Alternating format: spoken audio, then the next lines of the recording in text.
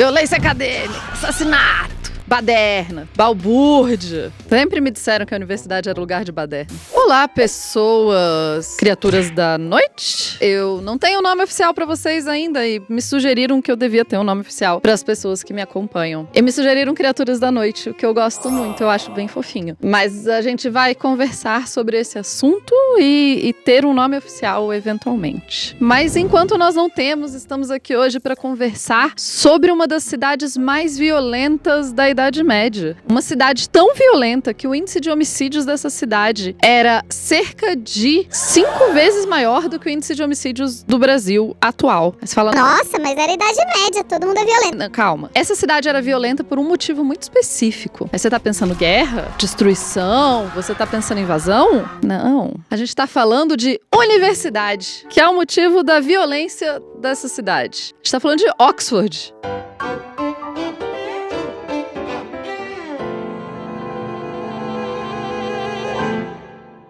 Pois é, gente. Vocês acreditam que Oxford foi a capital do assassinato no século XIV na Inglaterra? Pois é. Oxford é muito mais obscura e terrível do que a gente pode imaginar. E hoje a gente vai destrinchar um pouquinho esse passado terrível dessa cidade tão famosa. E por que eu tô falando de Oxford? Porque eu fiquei fascinada com esse rolê do nível de violência da cidade. E vocês sabem que eu entro nesses buraquinhos e vou lá até o fundo e me divirto horrores pesquisando. E nesse caso, a gente está falando de pesquisas que foram feitas a partir de documentos que a gente tem em Oxford. Ah, que documentos são esses? Bom, a gente está falando aqui do século XIV, que significa mais ou menos ali 1300, não, é literalmente 1300. Mas isso vem um pouquinho antes. A universidade já tinha sido fundada, então ela já existia nessa cidade, e Oxford tinha se tornado uma das principais cidades da Europa em termos de conhecimento acadêmico. Ou seja, vinham pessoas de vários lugares da Europa para estudar em Oxford. Era um lugar de nerds. Talvez ainda seja um lugar de nerds. E eu acho que vocês não pensam em nerds como associados à violência. Não, talvez vocês pensem. Enfim, foca. Então, a gente tem ali, nesse período na Inglaterra, a Inglaterra já está sob o controle dos normandos. Quem são os normandos? Os normandos são uma elite dominante que era da Normandia, que fica na França, atravessando o Canal da Mancha. Essa galera era, na verdade, descendente, ou uma parte deles, claro, porque era misturado com a população local. Eles eram descendentes de pessoas do norte da Europa, que atacaram aquela região, se fixaram ali, então eram povos que tinham saído a viking, né? Tinham saído a pilhar e matar e conquistar. Eles se fixaram ali, na Normandia, e eventualmente William, o Conquistador, também conhecido como William o Bastardo, ou Guilherme o Bastardo, ou Guilherme o Conquistador, porque William e Guilherme são o mesmo nome em línguas diferentes. Depois eu explico isso. Em 1066, eles cruzam o Canal da Mancha, atacam a Inglaterra, dominam o que a gente chama hoje de Inglaterra, e eles vão comandar esse território. Sendo assim, Oxford estava sob o domínio normando. E os normandos vão implementar universidades. Olha que bom, eles trouxeram progresso. Também destruição, tá, gente? A conquista normanda da Inglaterra é um dos episódios mais sangrentos da história daquela região. Outro dia a gente pode falar disso. O fato é que, ali no século XIII, século XIV, Oxford já está estabelecida como essa cidade acadêmica, uma cidade de conhecimento e tal. Tanto que a população da cidade a gente pode estimar, e essas estimativas são feitas a partir de censos que eram feitos na época e outros tipos de registro. Os censos da cidade vão dizer que tinha mais ou menos ali cerca de 7.000 pessoas na cidade. Dessas, cerca de 5.500 eram público em geral e cerca de 1.500 eram acadêmicos, que eram chamados, nessa época, de clerks, ou seja, clérigos. E é confuso pra gente, porque clérigos a gente pensa em pessoas da igreja. E aqui eles usam o mesmo nome para pessoas da igreja e pessoas da universidade. Por que isso? Porque no século XIII, no século XIV, as divisões que a gente tem hoje de ciência, humanas, exatas, etc., não existiam. Você ia para a universidade estudar, você não se formava num curso, você se formava universidade. Essas instituições começaram muito com as questões de teologia, que era a área que normalmente se dedicava mais a entender também a criação, o que hoje a gente chamaria mais de física e biologia, estava mais conectada com a teologia. Você tinha outras,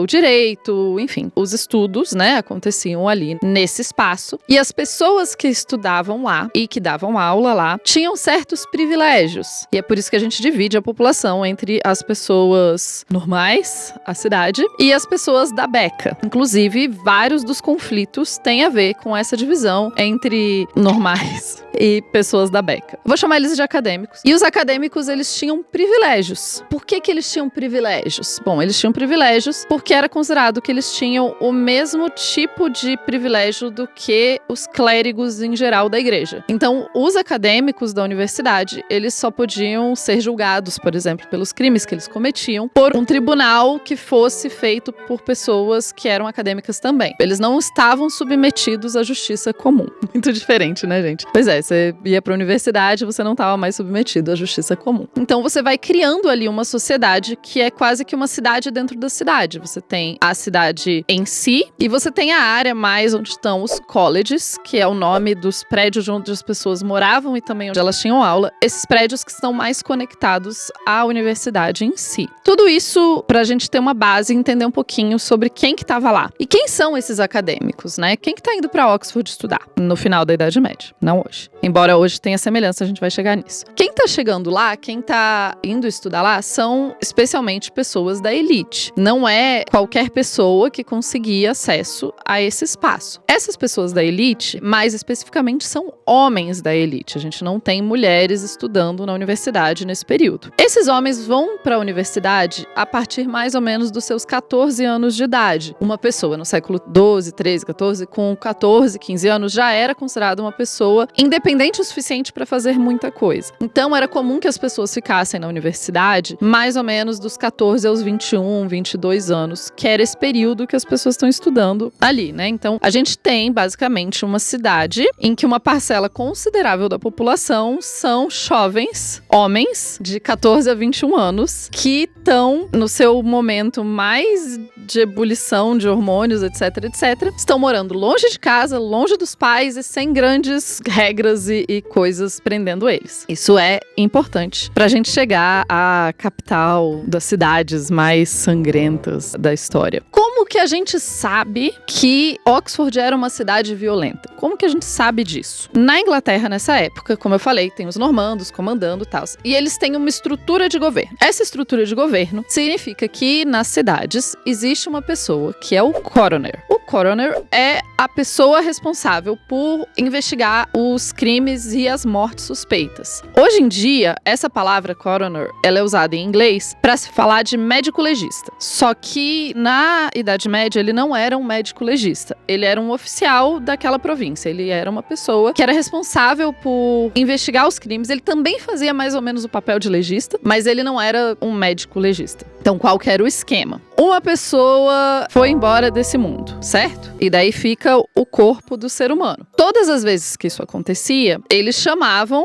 esse oficial pra dar uma olhada. Todas as vezes? Não, às vezes as pessoas tinham certeza que tal, mas toda morte que era um pouco suspeita, você chamava esse oficial. Ele convocava um júri, que era ali umas 12 pessoas, da cidade e de outras cidades. Toda essa galera ia lá, examinava o que tinha acontecido, examinava os arredores, ouvia testemunhas e concluía se aquele caso era um caso criminal ou era um caso de acidente ou alguma outra questão. Aí depois disso, se fazia o inquérito, né, era efetivamente um inquérito, se investigava, ouvia-se todas as coisas e daí o coroner, ele era responsável por anotar num rolo, literalmente um rolo, era pergaminho costuradinho um com o lado do outro, enroladinho, dizendo, no dia tal, no lugar tal, a pessoa X foi encontrada do jeito tal, as investigações mostraram blá, blá, blá, blá, blá, e assim a gente conclui tal coisa. É isso, sim, ele faz um resumo, ele faz um texto. Esses rolos de pergaminhos eram guardados em Londres e a gente tem acesso a eles. Especialmente em Oxford, a gente tem acesso a um período muito específico, a gente tem ali os rolos completos, ou pelo menos o mais completo possível dos anos de 1342 a 1348. Então, nesse período específico, a gente tem os rolos completos. A gente tem também rolos de 1296 a 1324, mas esses não estão completos, a gente não tem os originais. O que a gente tem foi que um bibliotecário, um pouquinho depois, anotou as informações, né, copiou as informações, mas ele se interessava só pelos acadêmicos, então os dados que vêm desse outro período, eles não são tão bons quanto os dados que a gente tem do período posterior. Essa é a diferença. Nesses dados, a gente consegue ter coisas muito específicas, então a gente tem 66 casos suspeitos que acontecem no período de 1342 a 1348. Desses 66 casos, agora eu vou dar uma olhada aqui, porque, né, muitos dados, vocês não vão morrer com isso. Vamos lá. Desses 66 casos, a gente tem 15 casos que concluem que foi natural por causa de alguma doença ou alguma outra questão desse tipo. E isso inclui 6 pessoas que faleceram na prisão do Castelo e 4 pessoas que morreram na prisão municipal. Você vê aí que a prisão não é exatamente o lugar mais saudável pra você estar, né? A prisão nessa época é bem diferente. Você só ia pra prisão se você não fosse rico. Tem toda uma outra questão aqui. Mas dá pra ver claramente que, né, a gente, de 66 casos, 10 são pessoas que morreram na prisão. A gente tá um número bem alto de pessoas que vão ter problemas na prisão. Depois, a gente tem 14 casos que são acidentes tipo afogamento ou por incêndio. E a gente tem um caso, nesses dados todos, de uma pessoa que decidiu sair por conta própria da existência. E esse caso é interessante pra gente porque essa questão era um tabu naquele período, assim como é um tabu hoje em dia. É importante a gente entender esse tabu, como essa morte foi investigada. Não é uma coisa fácil, assim. É claro que, ou provável que, daqueles outros casos que eu falei de afogamento e tal, pode ser que alguns desses também fossem pessoas que decidiram sair sozinhas da vida. Mas isso não tá registrado, até porque isso teria algumas implicações. Então, talvez eles passassem um pano ali, talvez, né, só quando não desse pra negar esse fato mesmo. Então, ó, a gente tinha 66 casos, a gente tá aqui excluindo uma parcela considerável desses casos que foram investigados e foram considerados que eram casos que não faziam parte da estatística geral. Sendo assim, a gente tem uma média de 6 casos de MVs, que é como se usa, inclusive, no Brasil. 6 casos de MVs, de mortes violentas. Mais ou menos por ano. Se você extrapolar essas estatísticas para o tamanho da população, a gente vai ter uma estatística de 110 casos por cada 100 mil habitantes. Ah, tipo, não eram 100 mil, você falou 6. Como que esse número... Enfim, fazendo as contas, a gente chega a uma média de cerca de 110 casos a cada 100 mil habitantes. E por que que esse número é importante? Porque a gente precisa comparar com números atuais. Os números atuais do Brasil, por exemplo, a gente tem em 2023 21,2 casos para cada 100 mil habitantes no país como um todo. E a gente não vive num país tão tranquilo assim. Se a gente pensar no estado que teve mais violência registrada no ano de 2023, é o Amapá, onde a gente tem 45 casos por 100 mil habitantes. Ainda é menos da metade do que eu tô falando desse período em Oxford. Pra gente ter uma noção da violência que existia, e é interessante porque essa violência ela acaba ficando famosa em lendas. Tava até conversando com um amigo, ele falou: nossa, me surpreende alguém estudar isso. Pra mim não surpreende nem um pouco, eu acho um tema bem clássico até, mas um dos motivadores para que você estude isso, fora o fato de que você tem documentos escritos, e toda vez que tem documentos escritos, historiadores ficam felizes e querem estudar o negócio, mas fora esse fato, a questão de que as lendas de Oxford falam de Oxford sendo um lugar muito perigoso e muito violento. Então, se tem essa lenda, você normalmente vai ter historiador que vai ficar curioso e falar: e se eu for atrás, será que realmente aconteceu isso? Quero entender melhor. E os dados mostram que sim, era muito violento, assim. Tanto que parte da lenda de como Cambridge vai também se estabelecer como uma cidade universitária é justamente porque algumas pessoas desistiram de Oxford e foram fundar outra universidade lá, porque Oxford estava sinistra e tal, muito violento, e eles acharam que talvez uma outra universidade em outra cidade fosse melhor. Gente, é muito violência acadêmica. Enfim. Então, o que a gente tem de cenário é uma sociedade em que você tem muitas mortes por ano. A gente tem esse tipo de dado no mesmo período para Londres. Os dados mostram que Oxford está cerca de 6 vezes mais violenta do que Londres nesse período. E a gente pensa em Londres, que é uma cidade muito maior, como um lugar muito mais perigoso. E, na verdade, a cidade universitária que era o lugar mais perigoso. E eu tô pensando se vocês já entenderam por que a cidade universitária é o lugar mais perigoso. Primeiro porque acadêmicos, né, brigam. Isso é um um fato. Mas da onde que vem essa sede de sangue acadêmica, assim? Lembra que eu falei que a gente tá falando de uma população masculina? Esse dado é importante. Homens entre 14 e 21 anos. Hoje em dia a gente sabe que todos os seres humanos até os 21 anos não têm ainda o lóbulo frontal plenamente desenvolvido, o que significa que a gente tem menos controle de impulso. Isso também era real na Idade Média, como é real hoje em dia. Esse fato continuou existindo no passado e existe hoje. Além disso, a gente tá falando de uma população, imagina um monte de caras saindo de casa pra morar sozinhos numa universidade. Não precisa imaginar, qualquer cidade universitária você vai ver que tem. Só que imagina que são só homens, todos estão bebendo muito e todos eles carregam armas. Então, o que os dados mostram é que o fato de homens jovens carregando armas e bebendo loucamente aumenta a violência. É isso que esses dados estão mostrando pra gente. E é basicamente o que você tinha numa universidade medieval. Tem um historiador chamado Rashdal que ele vai falar nos anos 30, 1930, estudando essa questão, ele vai dizer que literalmente tem campos de batalha que vão ter menos sangue derramado do que a rua principal de Oxford. E daí, muito importante, eu estou convidando você que tá me assistindo para ir comigo conhecer este lugar muito saudável.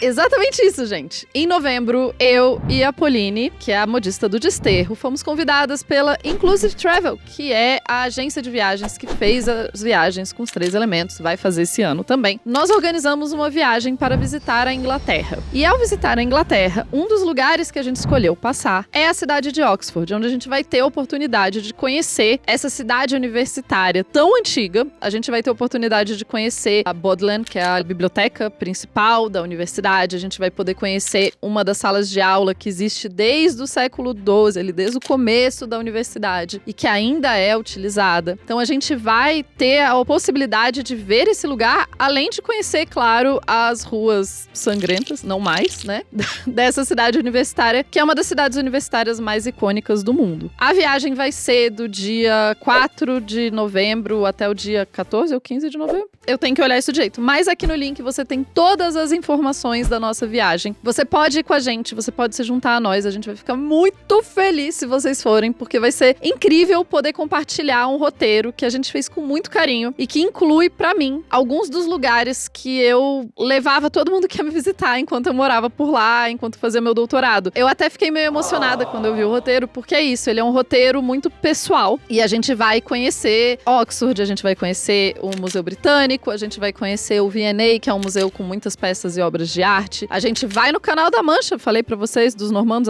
então a gente vai lá no Canal da Mancha, olhar o Canal da Mancha em Dover, muito mais coisa que vai acontecer. A gente vai finalizar essa viagem com uma festa no Museu Vivo do Black Country, que é um museu na cidade de Birmingham, muito interessante, onde eles gravaram, entre outras coisas, a série Peaky Blinders. E a gente vai numa festa no museu com o tema de Peaky Blinders, no museu onde eles gravaram Peaky Blinders. Enfim, vai ser muito divertido, então se você puder nos acompanhar, venha, junte-se a nós, tem vagas limitadas e a gente espera vocês. E daí, quando a gente for lá, a gente vai poder justamente conhecer a Oxford sombria e esses pequenos horrores e outros horrores maiores. Porque eu tô falando aqui de crimes que são assustadores, a gente não tem como saber exatamente como que era a percepção das pessoas dessa insegurança da cidade de Oxford, ou se as pessoas não achavam tão inseguro assim. Bom, a gente sabe que algumas pessoas se mudaram de lá e foram pra Cambridge por causa disso. A gente sabe também que essa violência afetava especialmente uma camada da população. E isso é bem importante. Mas eu vou chegar um pouquinho mais pra frente no vídeo, vocês segura aqui comigo, porque eu vou chegar em outras violências e outras coisas terríveis que ainda estão em Oxford. Quando a gente tá falando de quem são as vítimas, né? Que violência é essa? Entre 1342 e 48, a gente tem, das MVs, um caso de mulher. Todos os outros casos são homens. Então, o único caso que uma mulher tá envolvida é um caso de uma bebê que foi afogada. Esse é um caso muito específico. Ele é bem separado do resto da estatística. O resto da estatística, nós estamos falando de, pelo menos na grande maioria dos casos, homens matando homens. A gente tem 2 ou 3 casos que a gente não tem certeza de quem praticou a violência, mas se imagina que homem. A maior parte dos casos acontecia depois do anoitecer,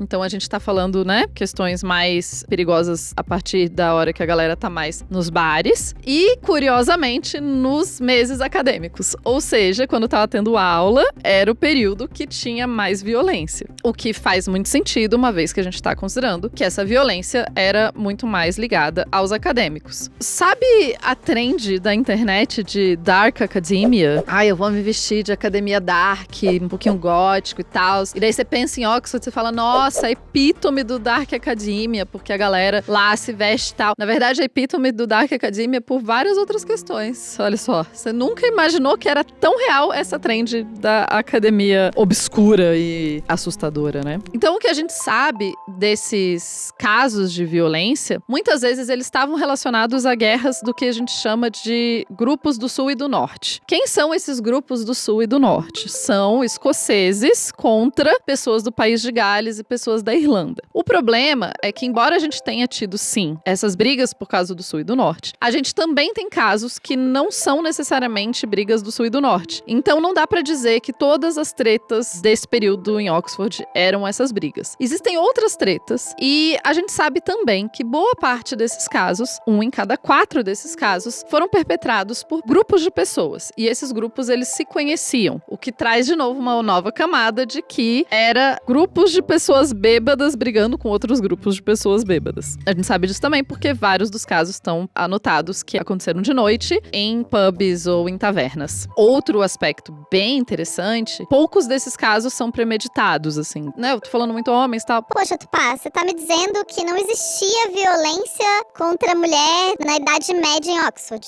Como assim? Não, eu não tô dizendo isso. Eu tô dizendo que dos crimes violentos, você não tem no período de 1342 e 48, já falei várias vezes, né? Você não tem casos de violência contra a mulher. Você tem, inclusive, um caso de uma morte que é considerada uma morte natural, mas ela é profundamente investigada. Eu vou até trazer os dados específicos da morte da Matilda Pulk. Essa morte foi investigada porque era conhecido que o marido dela batia nela indevidamente. Eu coloco aspas aqui porque muito subentende que teria uma forma devida disso acontecer, da violência acontecer. Então, violência acontecia, a gente tem certeza disso. A gente tem certeza que, embora eu esteja falando aqui da qualidade dos dados e que havia investigação e tal, é óbvio que tinha muita coisa que acabava passando por debaixo do tapete, né, que a gente não sabia tão bem. Mas é interessante esse caso da Matilda, porque a morte foi investigada, então isso era uma preocupação para o próprio governo, né? Não era uma coisa do tipo,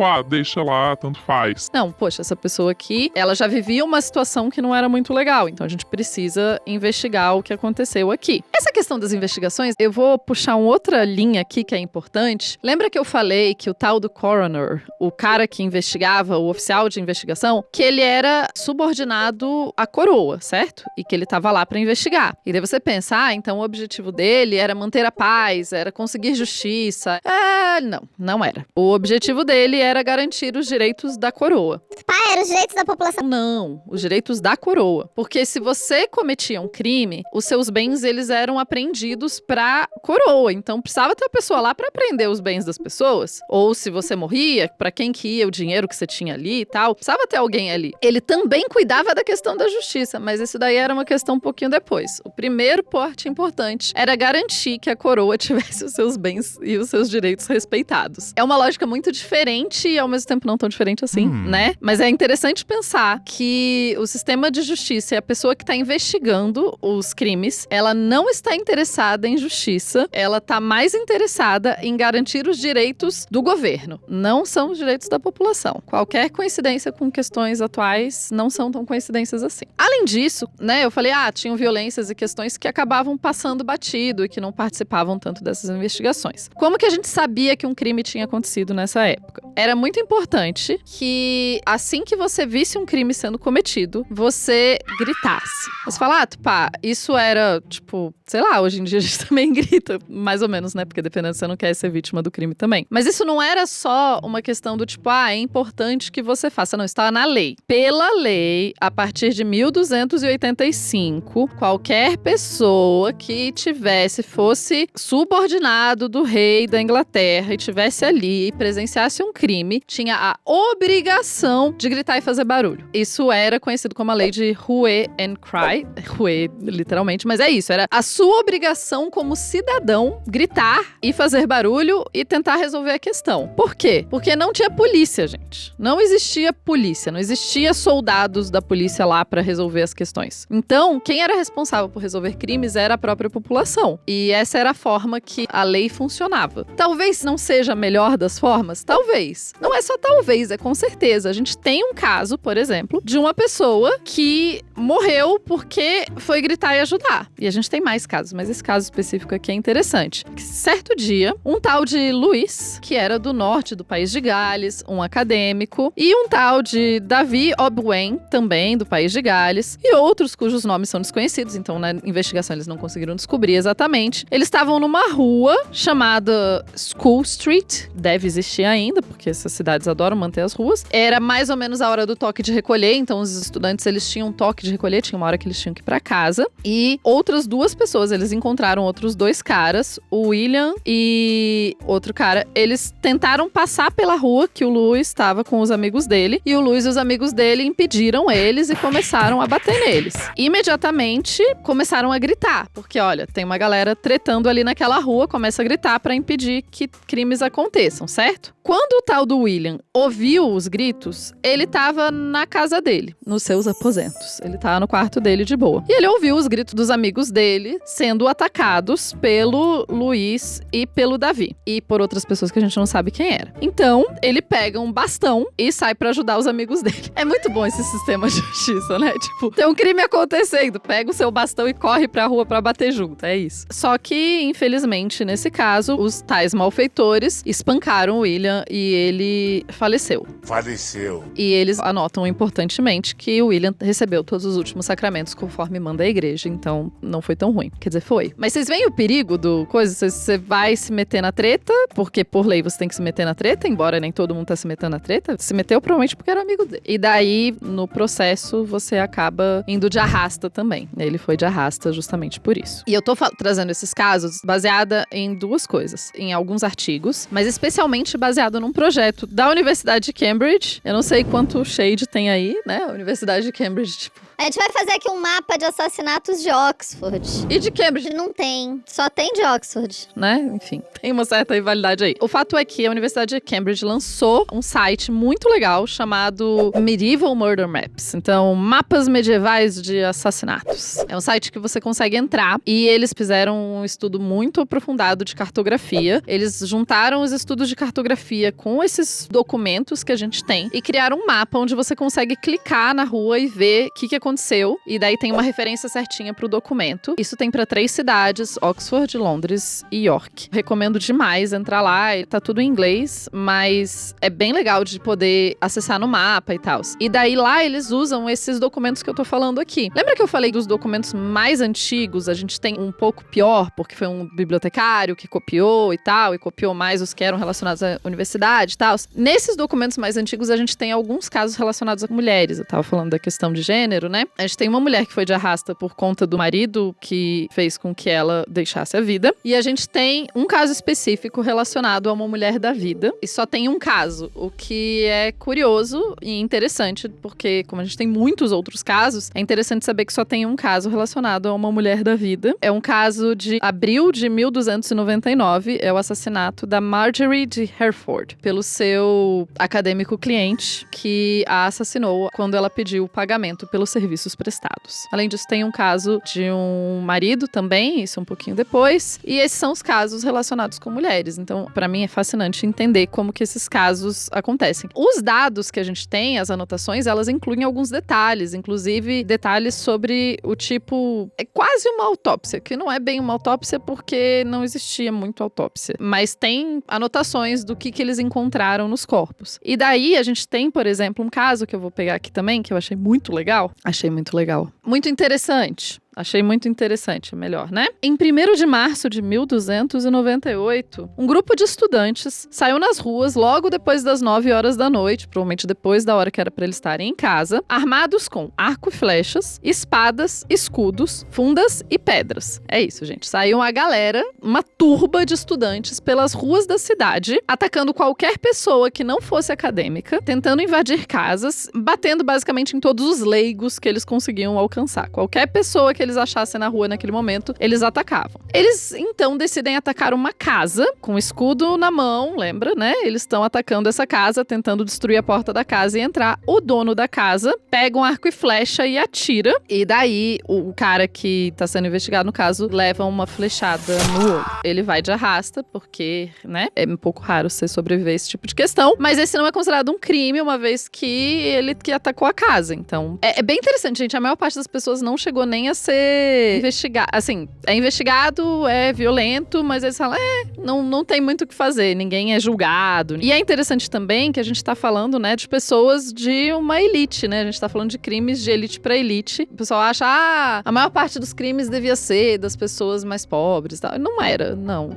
Esse tipo de violência, na verdade, acontecia muito pouco. A gente não tem nenhum caso de assalto dentro da cidade de Oxford que tenha resultado em morte. Existe um caso de assalto com morte, mas é na estrada fora. As estradas eram realmente mais perigosas. Mas você quase não tem casos de assaltos a casas, de assaltos a pessoas e de violência pra pegar coisas de pessoas. A maior parte das tretas são tretas acadêmicas. Ai, gente, toda vez que eu penso que são tretas acadêmicas, imagina, um bando de acadêmicos com espadas. Não é uma boa combinação. Que bom que a gente não deixa acadêmicos andarem com espadas na rua. Os finlandeses deixam. Vocês sabiam que quando você faz doutorado na Finlândia, você ganha uma espada? Quer dizer, em quase todos os temas, porque na teologia você ganha uma bíblia. Provavelmente não é uma espada que dá pra atacar ninguém, mas fica aí a curiosidade. Eu descobri isso quando eu já tava no doutorado. Senão, talvez eu quis fazer um doutorado na Finlândia pra eu ter uma espada. Eu acho que eu mereço uma espada por ter terminado o doutorado. Acho que todo mundo que terminou o doutorado podia ganhar uma espada. Enfim, devaneios. Vamos voltar às histórias obscuras de Oxford. Então, quais são os tipos de crimes que aconteciam? O primeiro tipo, o que eu falei, roubo seguido de morte, muito raro não acontecia. 1 em cada 4 são ataques de grupo, como eu tinha falado mais cedo. A questão principal parece ser briga e bebida, sem ser premeditado, na hora. E a maior parte aconteceu por facada. Então, carregar faca, não uma boa ideia. A gente tem alguns casos de machadada, espadada, batida com cajado, etc. Existem algumas outras coisas, mas a média é facada. E a briga entre os universitários e os leigos, né, a toga e a cidade, ela vai escalonando tanto que, eventualmente, a gente vai ter o que é conhecido como a revolta do Dia de Santa Escolástica, que foi uma revolta, eu posso fazer depois um episódio só sobre isso, mas é uma revolta que deixa 93 vítimas. De novo, a gente tá falando de uma cidade com 7 mil habitantes. Deixa 93 vítimas entre acadêmicos e leigos, e é literalmente uma batalha entre acadêmicos e leigos. É um dia em que soa-se os sinos da igreja para convocar as pessoas, os acadêmicos, para lutar contra os leigos. Eventualmente, os leigos são punidos pela violência, embora os leigos também tenham morrido, mas tem uma questão de quem que começou e tal. E por 500 anos, eles são obrigados a atender missas na catedral, na igreja dos acadêmicos da universidade, como uma forma de punição e para que eles não esqueçam do que aconteceu. A cidade de Oxford não tem só essas histórias, né? Ela tem também histórias, por exemplo, que durante a Guerra Civil Inglesa, o rei se esconde em Oxford. Ele passa a fazer as questões, as informações a partir de Oxford, o que significa que a cidade vai ser cercada, vai ser sitiada e você vai ter, então, guerra literalmente ali. Eu não sei dizer se durante a guerra o nível de coisas violentas foi mais alto do que nesses períodos anteriores. Outras questões terríveis, a gente tem mártires em Oxford, inclusive pessoas que foram queimadas em praça pública. Você vai ter perseguição a bruxas em Oxford durante a Idade Moderna, mas isso daí não é medieval, isso daí é mais pra frente. Então é uma cidade com um histórico muito violento. E eu falei que tinham outras violências que continuavam a existir em Oxford. Pois bem, se Oxford é uma cidade das elites, as elites que estudam lá, adivinha onde estudaram boa parte das pessoas responsáveis pelo colonialismo inglês?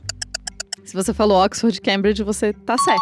Oxford e Cambridge e outras, né? Mas vamos focar em Oxford hoje. É uma universidade que tem contradições muito profundas. Algumas dessas contradições estão no fato de que nesta universidade estudaram boa parte das pessoas que criaram as políticas coloniais da Inglaterra, que são pessoas que vão trazer muita desgraça pro resto do mundo. Aí você pensa, Tupá, mas faz muito tempo. Pois é, mas as consequências do colonialismo ainda existem. E Oxford continua tendo estátuas comemorando essas pessoas. Antes de eu falar, porque em 2016 existe um movimento muito forte contra a estátua do Cecil Rhodes, que eu vou falar um pouquinho mais daqui a pouco. Mas antes de eu falar do Cecil Rhodes, eu quero falar um pouquinho de outros colonialistas que estudaram lá. Como Oxford era esse centro de conhecimento e era um lugar onde você tinha essa elite intelectual treinada, etc, etc, vários monarcas iam lá para contratar pessoas. Foi o caso da Elizabeth I. Betinha I foi lá e falou, galera, eu quero uns nerds de Oxford para trabalhar comigo. E daí ela escolheu algumas pessoas. Duas pessoas que a Elizabeth I contratou foi Walter Raleigh e Humphrey Gilbert. Esses dois caras, eles vão ser profundamente importantes para a conquista da Irlanda e a criação de sistemas de plantation e exploração, tanto na Irlanda quanto na América. Especialmente o Gilbert, eles vão ter territórios na América e na Irlanda, e a partir desses territórios fazer exploração de terras e do trabalho da população local e também de pessoas escravizadas. A questão da escravidão e a relação com Oxford é uma questão bem espinhosa, especialmente porque a gente sabe que foi o dinheiro do colonialismo, o dinheiro da escravidão que financiou boa parte das bolsas de estudo e prédios e etc. da universidade durante o período colonial.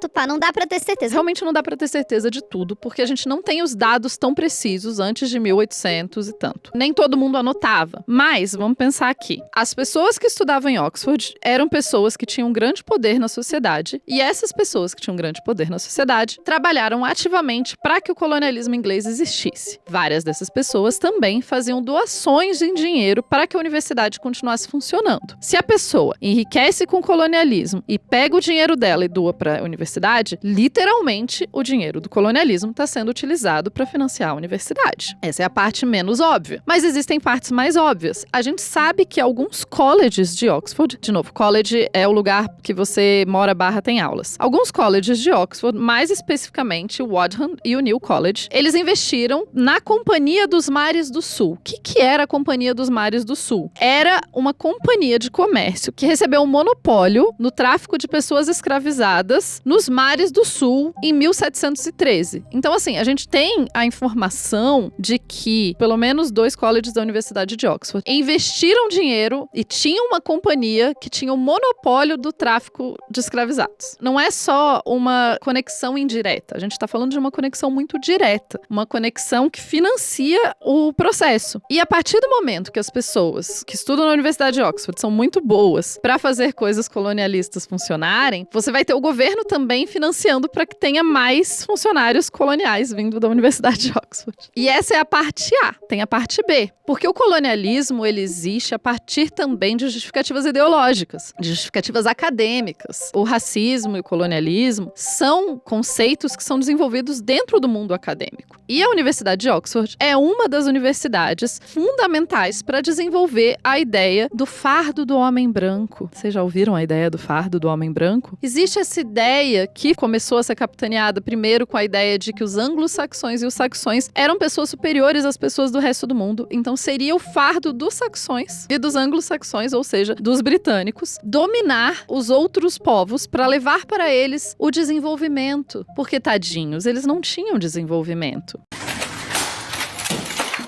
Tem, inclusive, ilustrações, estudos acadêmicos. Eu tô colocando bem estudos acadêmicos porque é importante que a gente saiba que isso não era um movimento lateral, isso não era um movimento, quando a gente tá falando desse racismo institucional, acadêmico e de pesquisa, a gente precisa ter muito claro que isso era considerado a melhor ciência da época. Então, a ciência é profundamente política, como todos vocês já sabiam. Tem um desenho que tem um saxão, né, sim, de lado, um irlandês e uma pessoa negra mostrando como a partir partir do desenho do crânio, é óbvio que o irlandês e o negro são inferiores. Ah, Tupá, os irlandeses são brancos. Pois é, não eram considerados nessa época tão gente quanto eles. Então, a partir do momento eles começam a desenvolver muito essa ideia de que os saxões, os ingleses, os anglo-saxões... Saxão também é uma construção errada, tá, gente? Eu não vou entrar aqui no momento de explicar por que chamar inglês de saxão é um erro, mas me entenda. Eu tô usando esse termo porque é o que eles usam na época. Mas seria o pessoal da Inglaterra. Talvez alguns escoceses e pessoas do País de Gales. Mas essas pessoas, elas seriam superiores em desenvolvimento ao resto do mundo. E seria a obrigação deles levar esse desenvolvimento para o resto do mundo. Ah, Tupá, mas a gente tá falando de colonialismo e de exploração. Sim, porque eles vão falar, olha, a gente tem a obrigação de ocupar essas terras que não estão sendo utilizadas no resto do mundo. Porque a gente sabe como utilizar terras do jeito correto. E aquelas pessoas de lá não sabem. E além disso, quando a gente dominá-los, a gente vai ser muito mais legal. Outra justificativa que eles vão dar é que, não, a gente vai libertar as pessoas que foram escravizadas pelos árabes, porque os árabes são malvados e eles não são pessoas legais. E daí a gente vai escravizar as pessoas de um jeito legal, porque a gente é mais evoluído, então a gente vai escravizar melhor. O que é completamente maluco quando você fala isso em voz alta, né? Tipo, ah, não, eu seria um senhor de escravos melhor. Não, um senhor de escravos é ruim, ponto. Mas era uma justificativa ideológica que vai funcionar muito para que a própria estrutura do colonialismo exista. Então, a gente precisa reconhecer que a Universidade de Oxford não só se beneficiou financeiramente do colonialismo, como a Universidade de Oxford foi fundamental para dar uma base teórica para o colonialismo. Ah, Tupá, todo mundo da Universidade de Oxford era assim? Não. A gente tem nomes muito importantes do abolicionismo que também vêm da Universidade de Oxford. A gente tem pessoas que eram contra o colonialismo lá atrás, também da Universidade de Oxford. Tem. Mas eu tô pensando aqui, é importante a gente ver que isso é complicado. E a partir do momento que a universidade continua a celebrar alguns desses nomes que eram colonialistas famosos, isso é importante. E daí a gente entra na polêmica da estátua do Cecil Rhodes. O Cecil Rhodes é um inglês que vai para a África do Sul e ele vai ser responsável por expandir os domínios coloniais da Inglaterra. Na África do Sul, ele está envolvido nas guerras dos Boers. Ele está envolvido também em dominar territórios, tanto que existia um território chamado Rodésia. Por quê? Rodésia de Rhodes, que era o nome dele. Imagina você colocar o nome do país no seu nome. E a exploração colonial que acontecia lá era importante. Outra justificativa colonial que partiu da Universidade de Oxford, você vai ter alguns acadêmicos que vão dizer abertamente que era importante se explorar outros países para evitar que a Inglaterra tivesse pouco dinheiro, porque as pessoas da Inglaterra eram mais importantes. De novo, lembra a ideia de que elas eram melhores? Então, é mais importante você garantir que as pessoas da Inglaterra tenham todos os seus bens materiais supridos, a despeito disso trazer sofrimento para outras terras, porque as pessoas da Inglaterra eram mais importantes, logo, a gente deveria mantê-las felizes e bem. É tudo muito doido, né? O que a gente tem, né, dentro dessa estrutura colonial inglesa é o próprio governo, a própria coroa inglesa, subsidiando e estimulando a existência da Universidade de Oxford, que vai, então, entregar pessoas treinadas e ideologia para fazer o colonialismo continuar a existir, e o colonialismo vai também trazer mais dinheiro para a coroa e também vai investir dinheiro na universidade. Esse legado é um legado desconfortável, tanto que existe hoje em dia uma agência de turismo feita por estudantes da Universidade de Oxford, que são excursões desconfortáveis, eles chamam, e daí você pode fazer os passeios com eles para aprender sobre essas questões mais espinhosas da universidade. A gente tem vários outros exemplos. A gente tem, por exemplo,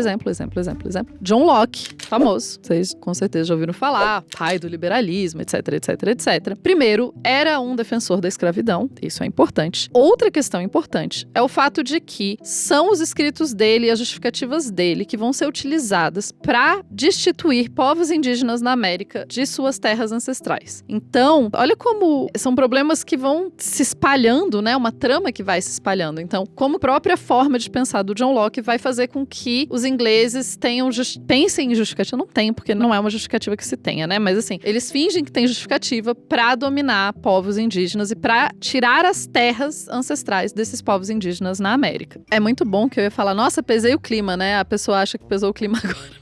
Falando de assassinato, todo susto. Porque pesa o clima é o colonialismo. Mas pesa também, né? As duas coisas pesam o clima. A gente tem nomes famosos, como, por exemplo, o Richard Hakluyt, o John Ruskin, a gente tem o John Locke, a gente tem, enfim, vários ideólogos que vão falar sobre essa ideia do fardo do homem branco, etc. Outra coisa muito interessante é que a gente tem dados que a gente consegue acessar, que existem 345 pessoas graduadas em Balliol, que é um dos colleges de Oxford foram trabalhar na administração colonial na Índia entre 1853 e 1947. Isso é importante porque mostra, de novo, como que existia inclusive a ideia de que se você formava nesse college, você podia trabalhar na Índia se você quisesse. E a gente sabe que a administração colonial inglesa na Índia é também muito violenta. Um dos casos mais interessantes porque os graduados de Oxford também viravam juízes, né? E a gente tem um caso muito interessante que é o caso do Maharaja Nanda Kumar. Eu acho que ele merecia um vídeo inteiro, mas basicamente ele é um dos contratados do colonialismo inglês para cobrar taxas e etc. E ele vai denunciar que os ingleses que estão contratando ele tal são corruptos. E ele tem documentos para comprovar. Então ele vai no tribunal do jeito certo e fala: olha, gente, a galera aqui tá sendo corrupta, eu tô denunciando corrupção. Aí o inglês fala: que absurdo, você está forjando documentos. Aí o Maharaja fala: não tô forjando documento, gente, ele é corrupto, esse homem ali é corrupto. Aí o cara fala: não, forjando documentos. Aí o Maharaja fala: não, olha, pela lei eu tenho direito a ter um júri formado por pessoas que sejam meus iguais, né?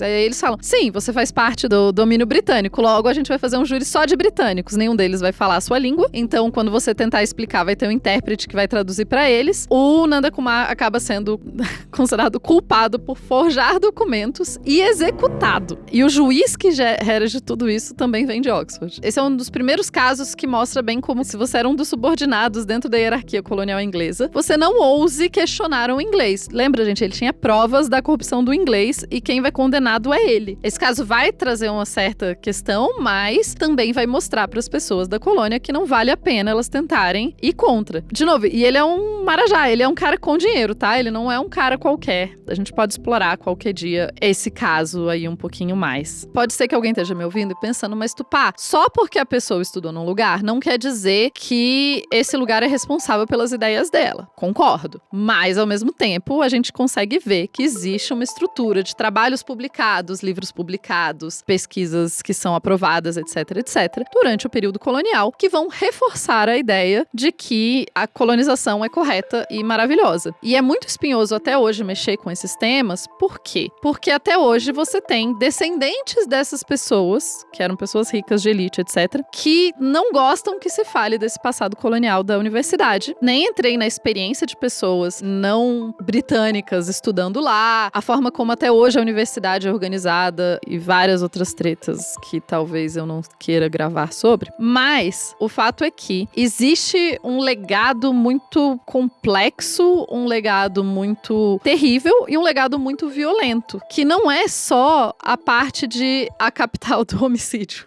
no século XIV. É uma cidade que tem um histórico de violência e talvez o sangue que seja mais presente nas ruas de Oxford não seja aquele que foi derrubado no século XIV, e sim aquele que não foi derrubado em Oxford, mas que ajudou a pavimentar e construir as estruturas, os prédios e comprar os livros daquela cidade. Por exemplo, o Pitt Rivers Museum, o Museu Pitt Rivers, é um museu feito a partir de objetos que foram furtados de vários outros povos do mundo. Inclusive, há vários pedidos para que os objetos sejam devolvidos. A gente sabe que os professores de Oxford tinham acordos com expedições coloniais para que todos os livros que fossem apreendidos ou roubados nessas expedições coloniais fossem para Oxford. A gente sabe que tem acadêmicos de Oxford que aprenderam a língua de povos indígenas para poder fazer uma colonização mais eficiente. Enfim, esse fio dá para desenrolar de muitas e muitas formas. Mas eu acho que por hoje a gente pode parar por aqui. Eu agradeço vocês que ficaram até aqui me ouvindo. Por favor, cliquem no link e vejam quão legal vai ser a nossa viagem. Venham comigo e com a Pauline, a modista do Desterro, pra gente desbravar algumas dessas histórias e conhecer ao vivo, né? Caminhar nessas ruas amaldiçoadas. Enfim, o link tá aqui, a viagem com a Inclusive Travel, a aventura que a gente vai se jogar. Venham com a gente e eu vejo vocês numa próxima. Esse foi mais um episódio. Beijos e até mais.